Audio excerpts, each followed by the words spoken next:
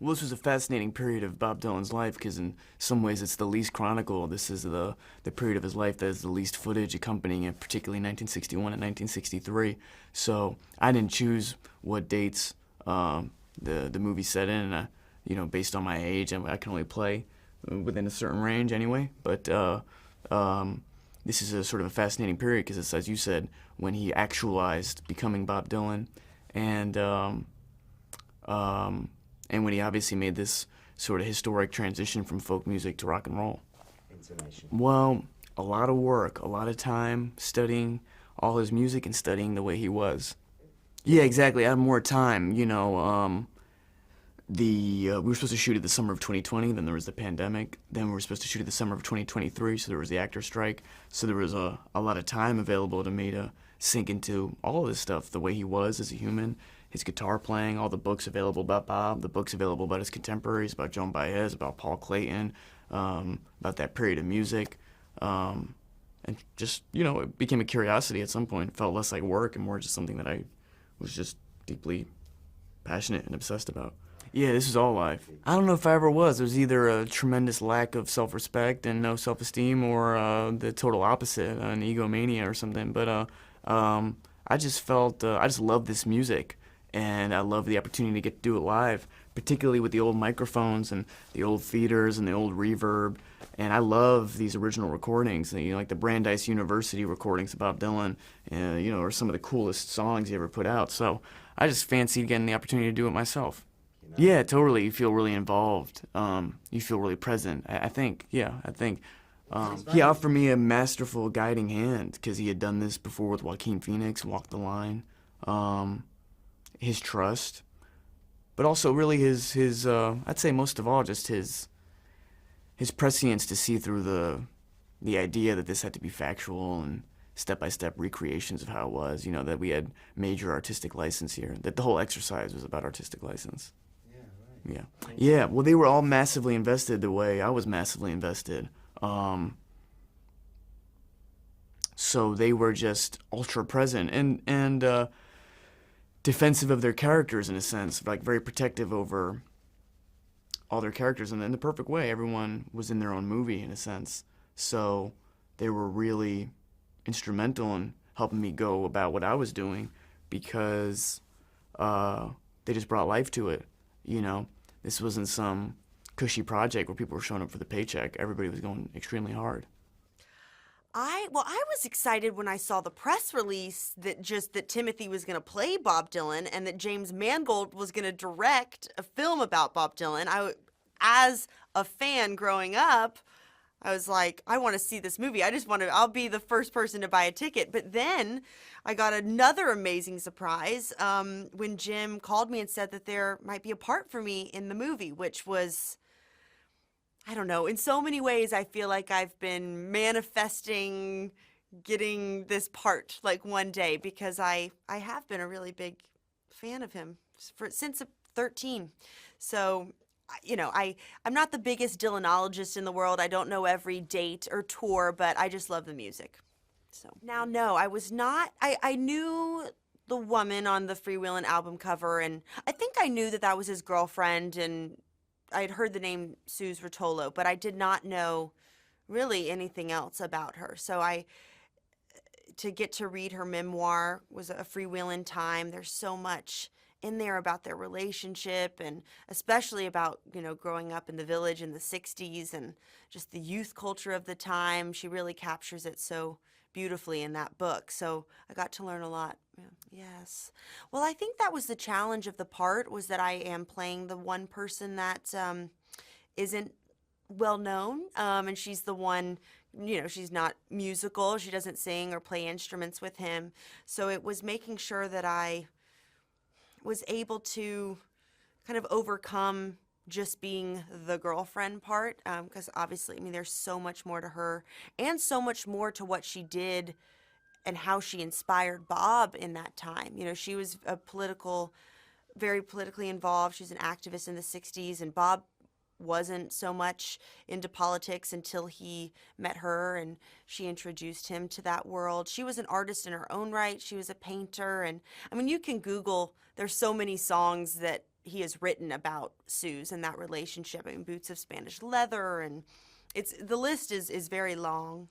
And she also inspired him to sing his own music and his own songs. So I wanted to capture all of that, but also show her strength and autonomy and who she was, and because there is such a beautiful kind of vulnerability to her and a longing for something. I think she was there out of such a pureness of heart and love for him, and there she didn't want to gain anything. She wasn't looking for fame. So it's just beautiful how pure it was. But there is a longing, because she wants him to not be a mystery, but he's always going to pick his art over any woman, as you see in the film.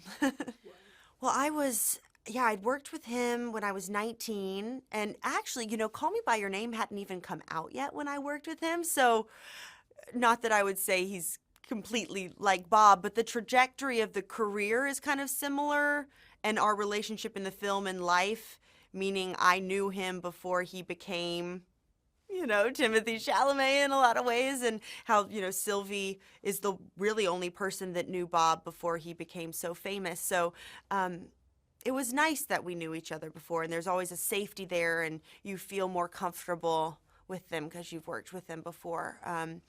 And we're quite silly together, and there's a warmth. So I think we could bring that, especially to the earlier years of Sylvie and Bob's relationship. It was nice to kind of bring a little bit of that into them. But it was, also just from a standpoint of getting to act with him as Bob, he's so brilliant. Like, I knew how great of an actor he was, and I always knew that he would rise the challenge and do it, but I think how much so he did, it really blew me away and, exceeded any of my expectations. He's so incredible in this.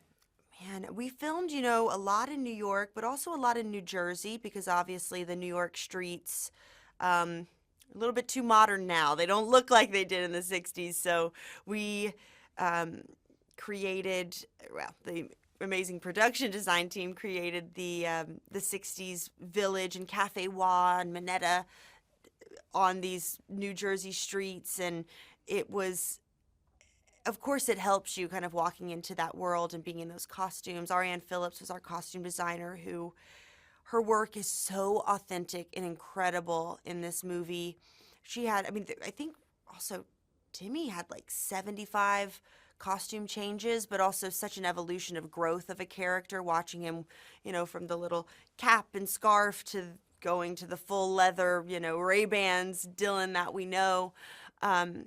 So to be in that time, it is like a little time capsule, and I liked being there. There's something more romantic to it, no cell phones, and I also particularly love that I find this sweet that we're watching an old movie in a film that's in the 60s. I don't know, going to see that Now Voyager Betty Davis film on the date. I also think that the Sylvie and Bob relationship, there's a kind of old Hollywood romantic film. There's something there between them. The way that Jim shot their relationship feels like an old Hollywood on-screen couple, how it ends and the romance of it all. It is so true. The Newport, the festival scenes, Jim put on a full festival for us all. And I, for those scenes, I was an audience member, I wasn't performing, but it would be, Boyd would come out as Johnny Cash and he would do his thing. And then, Monica would come out as Joan and sing her in set. So these takes would be, 30 minutes long of just full on concert. So to get to witness that was incredible. And it's also, it's really James, for him to be able to shoot that, so much coverage, you're always up against the clock, but just the geometry of the cameras and getting everyone's reaction, but also making sure that everyone has the time to really feel. Because when I would do my close-ups, it's not like they would just not perform for me. They did the whole take for me to feel, you have to, but that's a real credit to Jim for orchestrating this entire production and putting a festival on, real crowds. Gosh, I was blown away by everyone singing and the work that they put into it. I mean, I know that Timothee had, he had 5.5 years, 5 years to train and learn all the songs. I mean, I think he said he's learned like 50 Dylan songs that he can play and sing, and some of them, aren't even in the movie. He just learned them. And Monica, she never even sang before or played any instruments and learned for this, which that is just astounding. I'm like, you need to put an album out. Your voice is so beautiful.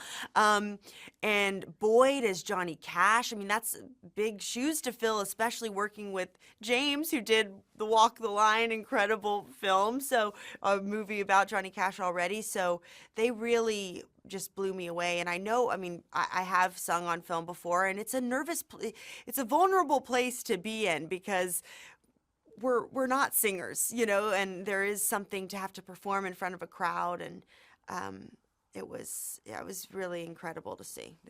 Blew me away. Everyone blew me away. I know it's a thing that people have sort of talked about. I mean, I don't really feel like I was working to make Joan my own. The intention was not to mimic her or have the portrayal be any kind of imitation of her. But I really wasn't trying to infuse myself in this either. I think it was just about getting as close as I could to embodying her, to understanding maybe how she ticks, what she might be thinking in any given moment. But then for me, the work was sort of letting all of that go and just being present with usually Timmy in the scene, or, Timmy as Bob, very much so Bob, not even really Timmy. And trusting the writing on the page and Jim's direction and his orchestration of these scenes. Letting go and responding to what our wonderful audiences were giving us. But I really don't feel like I was putting my stamp on it. I think that's inevitable because it is through me, but that really wasn't something that I actively tried to do. Right. Well, I mean, there again, I think we just showed up as much of like sort of fully formed versions of Joan and Bob as we could, and I felt so completely trusting of his portrayal and his understanding of Bob, and of the words on the page, between Jay Cox and James Mangold. The scenes are beautiful and were sort of the guide for us, and just for me, a lot of this was just very much present moment experience. Yeah. Well, he's very he's a huge advocate for actors in that,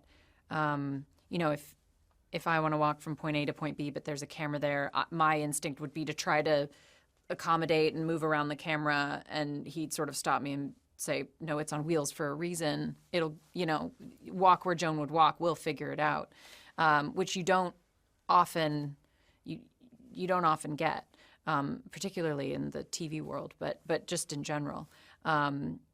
You have to sort of accommodate. And he just wanted us to have every freedom to explore the space and be fully formed characters. And then as far as him designing sort of how the scenes would go, we talked about it very little. We rehearsed very little. We sort of went through and made sure everything still, all the words on the page still resonated with us, and that everything felt really authentic. And as we were filming, sometimes he'd say, stop saying that, say this instead, or let's just take that line out. And he also trusts the actors to kind of, sometimes you kick out a line and you just hold a reaction, or he would hold on a reaction of ours and have that be, enough, as opposed to having to say what we're feeling. So it's really easy to trust his process in that way, not just because he's had so much incredible work, already, so many beautiful films out there, but also because he just very clearly seems to know what he wants. Of course, then he comes out and says, like, everyone thinks I have a plan and I don't, and I trust the actors. And but I think that it's a mutual sort of a collective trust experience, because yeah, it is a bunch of trust falls over and over again. I think it's really incredible the way you feel that collective community in every scene. I mean, even there are so many scenes where Bob is walking down the street and you feel that explosion of this cultural moment. You hear the music, you hear the sounds of the New York streets. And I feel like every frame is just full of life and other people, in a nice way, because it doesn't just, take you off on a mental spiral of a person whose mind we can't read. Yeah, I think it'll be different for everybody. I mean, I think there will be people who will be surprised by our ability to capture the time. I think there will be people who are surprised by the music itself and surprised by new fanship of Bob and Joan. I mean, we hope, we hope people gain interest in all of these musicians if they don't already have it. And I don't think it's surprising that Timmy's incredible in it, but I think, for anyone, I think people who do have an attachment to Bob and Joan and Johnny and Pete, I hope they're pleasantly surprised by what they see. It really did feel very magical to watch each other perform.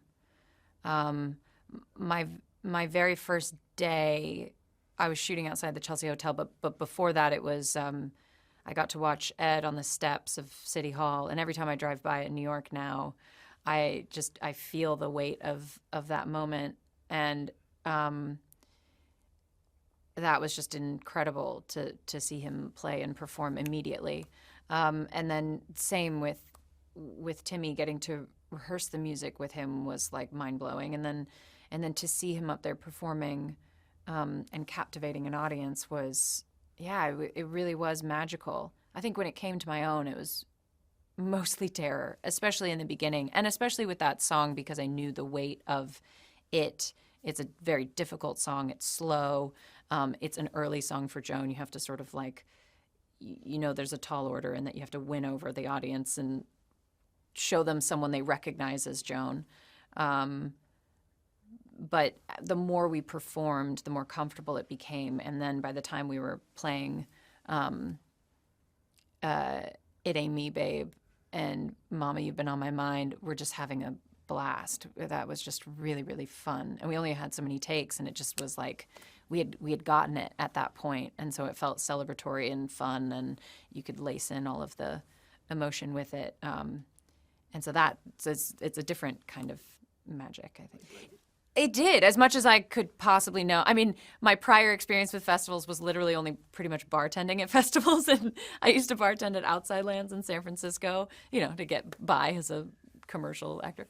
But yeah, it felt as close as I've ever been to performing at a music festival. And we'd be in back playing riffs and learning from each other, and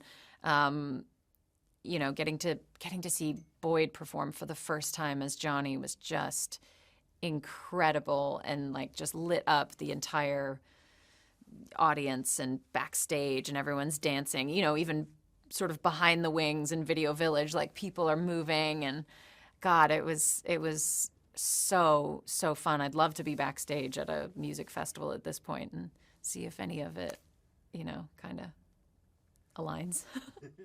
I before the Indiana Jones film, I knew that he was eyeing to do this piece, and the Johnny Cash role wasn't I guess invented in the script yet, and so I was looking at a different role in the movie. Talked to Jim, and I said, hey, I think another actor is attached to this, but if they do.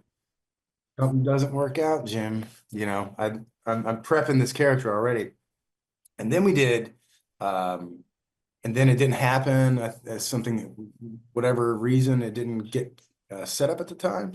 And then we went off to Indiana Jones. And then even throughout that, I was kind of chirping to Jim. I was like, hey, I don't think that actor is going to work out. I'm going to do it. And then I got the biggest surprise of my life. I think in like May of 23, or when was it? Yeah, May of 23. He got a call out of the blue, and Jim asked me to play this part of Johnny Cash, which was terrifying and exciting. Joaquin Phoenix, who played the iconic version of Johnny Cash, who's, first of all, I got to do Johnny Cash, and then Joaquin's already done it. It's like, it was a lot, but in a way, that was the most exciting part too, because it was an entirely different version. And then, of course, I don't think if Jim hadn't been the one doing all this, I probably wouldn't have, been engaged in this. But how it came about was researching with Bob Dylan. He discovered that they were pen pals, and Bob had actually kept the letters. And when Jim made Walk the Line 20 years ago, he didn't know that relationship existed, because Johnny Cash lost the letters or didn't care about them. So you really knew, like, there goes to show you which type of person is the other. And so that's how the creation of Johnny came into the story. And so I think that they obviously so exquisitely did Walk the Line. This is an entirely different function and version of Johnny. So I felt I was entitled to chase down that dragon. Well, there's nothing. I don't think Johnny keeps anything precious. There's not this nostalgic quality to him. He really lives in the moment. I don't know how conscious he is, but who gives a damn? Like, he's creating such amazing timeless music. Both of them are, and I think that's really the I don't want to say functionality, but the purpose of John and their relationship at that particular time is to say, hey man, you're at a crossroads in your life, and this machine will suck you into it. You'll get spat out, a different version of Bob Dylan. But if you choose to have your voice and stay who you are, you can do something special. Well, I kind of discovered that on the day. And I only thought it was for the festival, because it's a festival, it's a live festival. Because we did this running sort of huge long take where Joan goes up first, she sings, and I'm astonished that that's actually her singing such an angelic voice. And then Ed goes up and he says, we got a surprise guest, Johnny Cash is here, we're going to bring him up first, then we get to Bob. So I come up and run 2 songs, and then Bob comes up and runs his song. And it was just this long take, and I just thought it was that. And I love that Timothee didn't want to have conversations in between takes. There was no use for any of that stuff. The most we did was me and Monica would talk about Johnny's strumming pattern, which was that boom, that train sound. And I think that would naturally happen. You got 2 artists just sharing information of how you play your instrument. And so there wasn't any extra fat on the bone, so to say, of talk, just chit-chatting, we were just dialed in, and I loved that. And I love that about Timothee, and I never will forget of such a wise thing to say from such a young man was, when it's over, it's over. And you're not going to get this time back. So I thought that was special, and just to be locked into the moment, that's a good piece of advice. I have worked with a lot of actors, and I think he is the real deal. You can tell from the language that he has. He comes to set and asks what the scene is about, what's the theme here we're doing, what's the relationship, tracking all this stuff, the stuff that you know, I love to talk about because it really defines your character and it really goes in the harmony of like what's Jim written. Um, and so yeah, he's the real deal. He's the full package. I'm so happy to share a stage with him and Ed and Monica and Elle and everybody else who was a part of this. Just really everybody is at the top of their game and Jim, thank God he's around because he's the one that sets it all up.